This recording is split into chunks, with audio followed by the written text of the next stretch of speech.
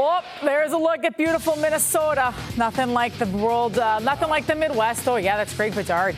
Patriots, why are we here? It's because they're having joint practices with the Vikings tomorrow and Thursday. There's a look at the Performance Center in the Twin Cities. They're going to wrap up the week with a preseason game against these Vikings on Saturday afternoon. And this should be quite the test for the Patriots offense. Brian Flores put together one of the best defenses in the NFL last season. They ranked first in interceptions and takeaways. Minnesota was also ranked in the top 5 in sacks and points allowed. Phil Perry was with Tommy Curran on the Patriots Talk podcast yesterday, and he thinks things could get ugly for the Patriots this week. What will your grade be for the Patriots offense at the end of the weekend? Ooh, I think it could be low. I think this is going to be talk about growing pains. I think this could be the type of week where the fact that they are as young as they are and everybody is as new as they are for the most part to this Josh McDaniel offense really kind of gets exposed. Woo, harsh words. Phil Perry, as you can see him there. Look at that nice Midwest sun shining on him. Yeah, Phil, you're glowing. Yes, of course. Everybody glows in the Midwest. Kayla Burton, Greg Bedard here with me in studio. Phil, I'm going to start with you. Do you really think the Patriots could get exposed this week against the Vikings, and why? Yeah, exposed just means it becomes clear to us what your weaknesses are. And I think the fact that they are as inexperienced as they are at critical spots, left tackle, left guard, quarterback, pass protecting running back, against the blitz happiest defense and one of the most exotic defensive play calling human beings that the sport has seen in the last 10 years in Brian Flores. And yeah, I think it could get ugly for them, and that's okay. This is practice. It's good to do these hard things now than to be confronted with them in week 1 or 2 or 3. I would be stunned, quite frankly, if they came in here and just ran Minnesota off the field with the Patriots offense, because I just don't think they're going to be fully ready for what they're going to see this week. Yeah, Kelly, I think most of us expect that we may see the true colors of this offense this week, but I don't necessarily, I'm kind of in line with Phil, where I don't think that's a bad thing. Maybe this team needs to learn some lessons, and that's how they're going to move forward. I feel like that is exactly what they need to do going. Look, I feel like they have started off on a relatively positive note with a lot of kinks that they need to work out. And Greg, I was listening to you even earlier on your articles and some shows as well, just saying that, look, the offense is not as intact as it needs to be. And we saw that right on Monday. We saw that yesterday. We saw Drake May working through those struggles. For me, it's those end of the game, a minute 30 at the 25-yard line, trying to get the ball down the field. And then they have a 4th and 5 scenario. You have a corner that messes things up, gets a penalty call, and still they get another opportunity to do something and go downfield, and they still don't find completions. And so when you go against, as Phil just mentioned, Greg, a really top-ranked defense and Brian Flores, who throws blitzes. I mean, you're going to see Hargrave, you're going to see Jonathan Allen just come at the offensive line and really get these guys in the backfield. They got their work cut out for them, and I think some of that exposure, and some I say lightly, maybe a lot of that exposure will show itself this week. Greg, is the offense ahead or behind where you thought it'd be at this point? Oh, that's a good question. I would say I think a little bit ahead. From what I hear, Drake May has done a really good job as far as getting into the protections and understanding that. It's become second nature to him. I think they've gotten up to speed, fairly quickly. But I think what Phil is talking about is exactly right. Like, this is Washington's defense was not very good, and they tore them apart in the joint practice. This is going to be completely different. Not only Brian Flores, but, they have dudes. I mean, Jonathan Grenard, Byron Murphy, Andrew Van Ginkel is a really good edge guy as well, along with the defensive lineman that Kayla mentioned. And I think Vrabel understands the challenge that they're about to see, because when we saw him practice yesterday, the final period, and I don't exactly know why they did what they did, but to me it looked like Mike Vrabel and Josh McDaniels said, just to prepare them for Minnesota, we are going to throw the kitchen sink at them. And they did not handle it well, but they're hoping that, all right, fine, we can look at that stuff on tape, apply it, and then it should be better in Minnesota. All right, well, a mixed bag for the Patriots rookie lineman recently. Fox Sports' Jordan Schultz gushing about Will Campbell, writing this: the team loves what they've seen. Despite some questioning if he'll be a left tackle in the NFL, he has delivered exactly as expected. One team source raved his football IQ is, quote, through the roof. He processes so fast and already thinks like a veteran. He has the type of football character you want to build your program around.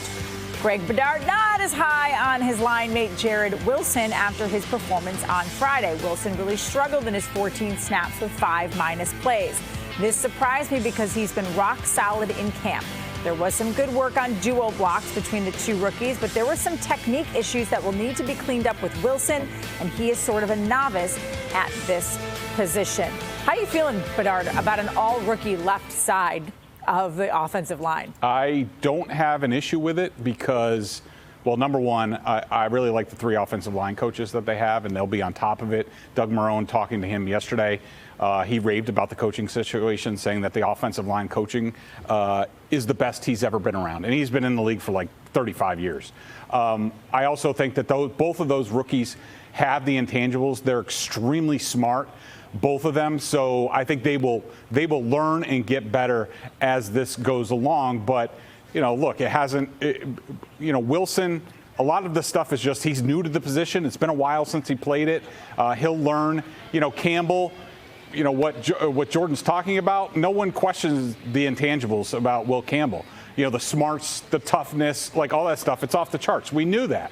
It's physically, is he going to be able to do the position? And most of the time, yes. But there are some, including that strip sack fumble the other day, where some of his issues, his limitations show up in some of those teams, like the Commanders. I watched Dietrich Wise do the same thing in the joint practice. I watched that rusher on that strip sack fumble do the same thing. They're starting to take advantage. Once there gets more film on Will Campbell, he's going to be challenged a lot more. All right, it is a big week for the Patriots, and we're curious what all of you guys are going to keep an eye on. We'll start with Phil. Phil, what are you watching most closely during these 2 joint practices, maybe even more so than the game on Saturday? Well, I think the offensive line is really where our focus should be to start, and how Will Campbell and how Jared Wilson handle things that they're already being shown. So I find it interesting that, they did get a couple of games in practice against the Commanders, and then they got one again and they got beat on it. Well, then it happened again in practice, and in that practice period that Greg was talking about yesterday, late in the session, I saw 2 quote-unquote sacks of Drake May that came off of games, and they were a little bit more creative than the one they saw in that game against the Commanders. But that is something that's going to stress their communication. And the Vikings, I'm sure, not that they're necessarily game planning for these practices, but they're going to get creative and get exotic and get weird for these rookies. At any time any offense or any defensive coordinator, sees 2 rookie starters on one side of the line, they're going to attack those guys. So they need to be thrown right into the fire this week. It's going to be really difficult for them, is my guess. It's my guess.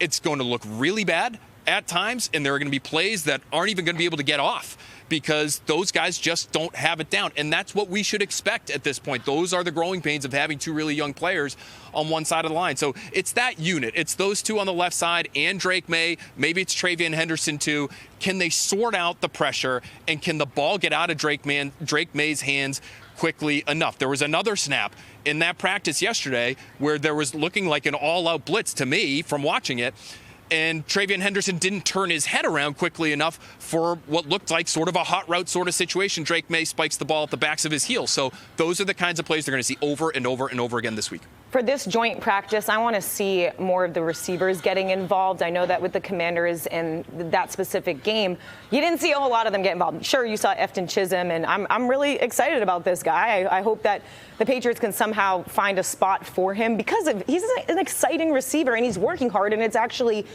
paying off. It's showing out, at least in training camp right now. But I want to see guys like Kyle Williams, Pop Douglas. Obviously, Steph Diggs is not going to be out there in this preseason game. But how does Josh McDaniels utilize this wide receiver group? Because mainly the last time we saw the Commanders and the Patriots, you didn't see a whole lot of receiving action. It was more of the run game. You did see Travion Henderson, obviously, with his return, and Antonio Gibson as well with his return. But you want to see not only the running backs line out wide and get some passes, but some of those receivers getting involved. And Greg, I think it's going to be very interesting too to see how both offensive coordinators with Phillips and Josh McDaniels, both who kind of echo a little bit of that Sean McVay style of offense and have familiarity with Sean McVay, at least Phillips there and Kevin O'Connell, how they kind of go about their offenses.